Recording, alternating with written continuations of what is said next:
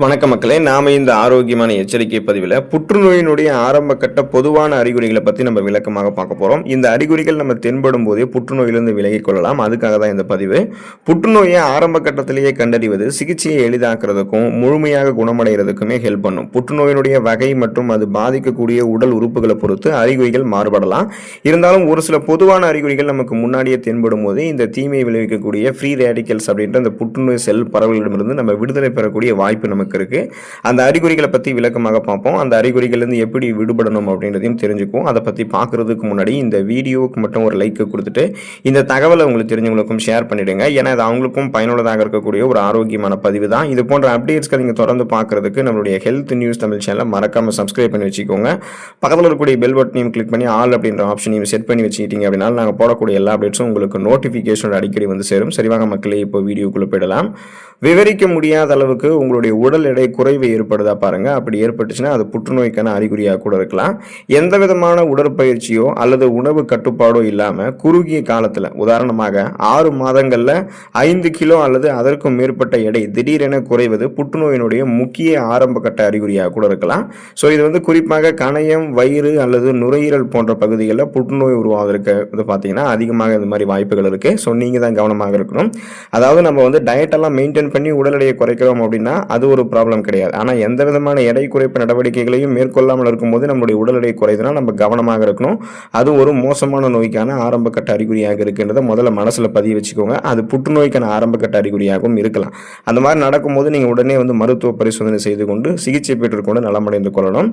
இரண்டாவதா பார்த்தீங்கன்னா தீவிர சோர்வு மற்றும் பலவீனமாக நீங்க இருக்கீங்க அப்படின்னா அதுவுமே புற்றுநோய்க்கான ஆரம்ப கட்ட அறிகுறியாக பார்க்கப்படுது. நல்ல ஓய்வு எடுத்ததுக்கு அப்புறமும் உங்களுடைய உடல் சோர்வு நீங்காமல் இருக்கிறது, அன்றாட வேலைகளை செய்யக்கூட தெம்பு இல்லாமல் இருக்கிறது, இந்த மாதிரியான நிலை உங்களுக்கு ஏற்பட்டுச்சுன்னா நீங்க இதை குறிப்பாக கவனிக்கணும். இது பிளட் கேன்சர், அதாவது ரத்த புற்றுநோய் அப்படின்னு சொல்லுவோம். லூகேமியா அந்த மாதிரி ப்ராப்ளம் ஏற்படுறதுக்கு இது ஆரம்ப கட்ட அறிகுறியாக இருக்கும். ஸோ ரத்த ஓட்டம் சிறப்பாக இருக்காது, ரத்தத்தில் செல்கள் எல்லாம் ஒரு மாதிரி இருக்கும். ஸோ இதெல்லாம் பார்த்தீங்கன்னா இந்த ரத்த புற்றுநோய் ஏற்படும். இதனால தீவிர சோர்வு மற்றும் பலவீனம் உங்களுக்கு இருக்கும்.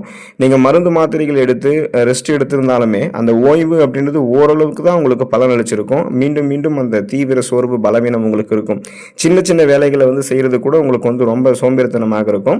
ஸோ இந்த மாதிரி இருந்ததுன்னா நீங்க கவனமாக இருக்கணும். ஃபார் எக்ஸாம்பிள், இப்போ ஒரு டிவி ரிமோட் எடுத்து யூஸ் பண்றதுக்கு, அப்படி எழுந்து கழிப்பறைக்கு போகிறதுக்கு, அப்படி கூட உங்களுக்கு நடக்கிறது கூட பார்த்தீங்கன்னா அதீத சோர்வாக இருக்கும், பலவீனமாக தான் உங்களை உணர்வீங்க. ஸோ இந்த மாதிரி இருந்ததுன்னா நீங்க தீவிர மருத்துவ பரிசோதனை செய்து கொள்ளணும். இது புற்றுநோய்க்கான ஆரம்ப கட்ட அறிகுறியாக கூட இருக்கலாம். நீண்ட கால வலி உங்களுடைய உடல்கள் இருந்துச்சு அப்படின்னா நீங்க ரொம்ப கவனமாக இருக்கணும். இதுவுமே புற்றுநோய்க்கான ஆரம்ப கட்ட அறிகுறியாக பார்க்கப்படுதுன்றதை நீங்க தெரிஞ்சுக்கோங்க. உடலினுடைய ஏதாவது ஒரு பகுதியில் காரணமே இல்லாமல் தொடர்ந்து உங்களுக்கு வலி இருக்கிறது அல்லது சிகிச்சை அளித்துமே அந்த வலி குறையாமல் இருக்கிறது ஒரு எச்சரிக்கையான, ஒரு அபாயகரமான ஒரு நிலையாக உங்களுக்கு இருக்கும். அது உங்களுக்கு ஒரு பெரிய நோயை சுட்டி காட்டக்கூடிய அறிகுறியாக இருக்கு. உதாரணமாக மூளை கட்டியில தொடர் வலி, உங்களுக்கு மூளையில பார்த்தீங்கன்னா கட்டி இருந்துச்சுன்னா தொடர் தலைவலி அல்லது எலும்பு புற்றுநோயில் பார்த்தீங்கன்னா முதுகு வலி கூட உங்களுக்கு ஏற்படலாம்.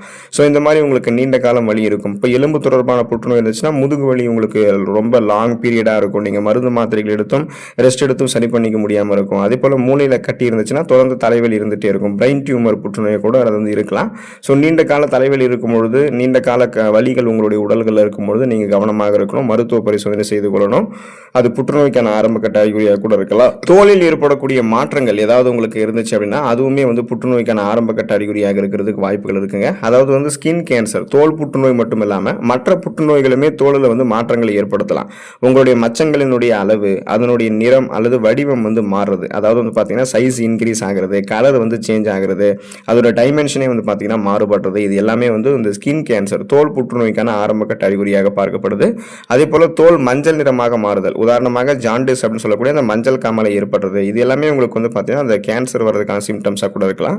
தோலில் அதிகப்படியான அரிப்பு அல்லது தேவையற்ற முடி வளர்ச்சி தோல் இருக்கு அப்படின்னா அதுவுமே இந்த மாதிரி ஸ்கின் கேன்சர், குறிப்பாக பார்த்தீங்கன்னா தோலில் ஏற்படக்கூடிய இந்த மாற்றங்களால் ஏற்படக்கூடிய புற்றுநோயாக கூட இருக்கலாம். ஸோ நீங்கள் தான் கவனமாக இருக்கணும். எதுக்குமே நீங்கள் ஒரு ஸ்கின் ஸ்பெஷலிஸ்ட், தோல் சார்ந்த மருத்துவ நிபுணரை அணுகும் போது அவங்க உங்களுக்கு இது மற்ற தோல் சார்ந்த பிரச்சனை தானே, சாதாரண ஸ்கின் டிசீஸா இல்லை ஸ்கின் கேன்சரா, தோல் சார்ந்த புற்றுநோயா அப்படின்றத அவங்க உங்களுக்கு விளக்குவாங்க. நீங்களாகவே ஒரு கற்பனைக்கு போகக்கூடாது.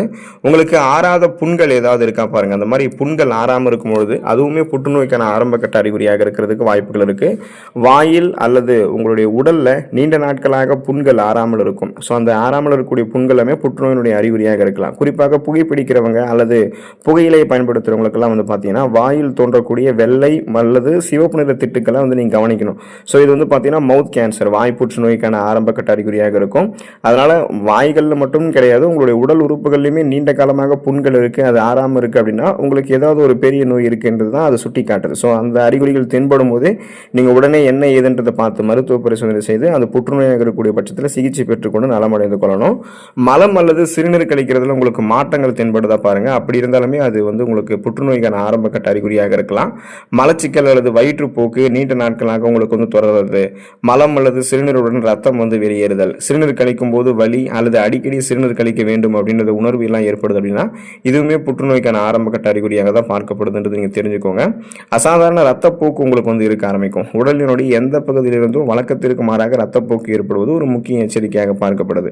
இப்போ நீங்கள் இரும்பும் போது வந்து சளியுடன் கூடிய ரத்தம் வருது, அது அப்படின்னு நுரையீரல் தொடர்பான பிரச்சனையாக புற்றுநோயாக உங்களுக்கு இருக்கிறது வாய்ப்பு இருக்குது. இப்போ நீங்கள் மலம் கழிக்கும் போது கருப்பு நிறத்தில் மலம் கழிக்கிறது அல்லது ரத்த கசிவு வந்து உங்களுக்கு நீங்கள் வந்து சிறுநீர் கழிக்கும் போது ஏற்பட்டது எல்லாமே வந்து பார்த்தீங்கன்னா கழிவு நீக்க மண்டலம், சிறுநீரகம் தொடர்பான பிரச்சனை, குடல் தொடர்பான பிரச்சனைகளை வந்து அந்த புற்றுநோய்களை உங்களுக்கு வந்து சுட்டி காட்டுது.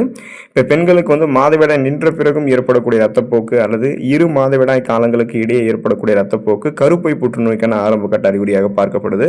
சிறுநீரில் ரத்தம் கலந்து வருவது சிறுநீர் பை அல்லது சிறுநீரகம் தொடர்பான புற்றுநோயாக இருக்கிறதுக்கு வாய்ப்புகள் இருக்குது. ஸோ நாம தான் வந்து கவனமாக இருக்கணும். இதெல்லாமே ஒரு கிரிட்டிக்கலான ஸ்டேஜ் அப்படின்றதால உடனே நம்ம தாமதிக்காமல் என்ன பண்ணணும் அப்படின்னா மருத்துவ பரிசோதனை முடிஞ்ச உடனே சிகிச்சைகளை பெற்றுக்கொள்ளணும். உங்களுடைய உடலில் வந்து கட்டிகள் அல்லது வீக்கங்கள் ஏதாவது ஏற்படுதா பாருங்க. அந்த மாதிரி இருந்துச்சு அப்படின்னா அதுவுமே புற்றுநோய்க்கான ஆரம்ப கட்ட அறிகுறியாக பார்க்கப்படுது அப்படின்னு நீங்கள் தெரிஞ்சுக்கோங்க. மார்பகம், கழுத்து, அக்கிள் போன்ற பகுதிகளில் இருக்கக்கூடிய நிணநீர் சுரப்பிகளில் அந்த லிம்ப் நோட்ஸில் வந்து பார்த்தீங்கன்னா வலியற்ற கட்டிகள் உங்களுக்கு தென்பட்டுச்சு அப்படின்னா உடனடியாக நீங்கள் மருத்துவரை அணுகுவது நல்லது. ஸோ இது வலியற்ற கட்டிகளாக தான் இருக்குது, இதனால் நமக்கு எந்த பிரச்சனையுமே இல்லை அப்படின்னு நீங்கள் நினச்சிக்கூடாது.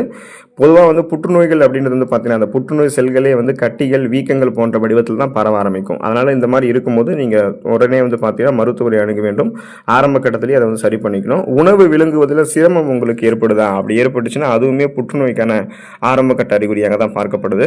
அது போலவே அஜீரணம் மற்றும் நெஞ்செரிச்சலும் உங்களுக்கு தொடர்ந்து இருக்குது அப்படின்னாலுமே அதுவுமே புற்றுநோய்க்கான ஆரம்ப கட்ட அறிகுறியாக தான் பார்க்கப்படுது. இப்போ தொண்டையில் ஏதோ வந்து அடைத்தது போன்ற ஒரு உணர்வு அல்லது உணவை விழுங்கும் போது வலி ஏற்படுறது, இதில் நீண்ட நாட்களாக தொடர்ந்துச்சுன்னா அது தொண்டை, உணவு குழாய் அல்லது வயிற்று புற்றுநோயினுடைய ஆரம்ப கட்ட அறிகுறியாக இருக்கலாம்.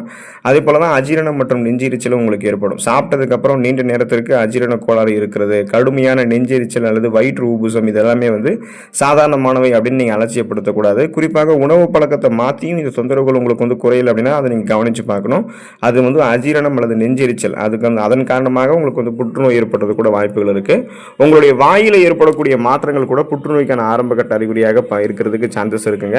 புகையிலை அல்லது வெற்றிலை போடக்கூடிய பழக்கம் இருக்கிறவங்கலாம் வாயில் தோன்றக்கூடிய இந்த மாதிரி மாற்றங்களை வந்து கவனிக்கணும். என்னென்ன மாற்றங்கள் அப்படின்னா நாக்கு அல்லது ஈறுகளில் ஆறாத வெள்ளை நிற திட்டுக்கள் இருக்கும்.